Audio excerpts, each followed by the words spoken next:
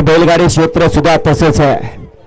पळणाऱ्याला महत्व आहे, फक्त बैल पळायला पाहिजे. गाड्या सुटल्या फायनलचा फेरा या मैदानातला सुटला. लोकनियुक्त खासदार केसरी भव्य आणि दिव्य असं करंजे फुलवरांचं मैदान आहे. मैदानाचा फायनलचा फेरा बोलतोय. कोण मानकरी अड्यार कॉकटेल बड्यार बकासूर आणि मथुर अतिशय सुंदर गावली का या बारामतीमध्ये बारामतीची ओळख साहेबांच्या मुळे, बारामतीची ओळख साहेबांच्या मुळे. ही बारामती मित्रांनो या ठिकाणी बैलच काय सगळी माणसं एकत्र केली जातात हे मी या ठिकाणी लक्षात आणून देतो.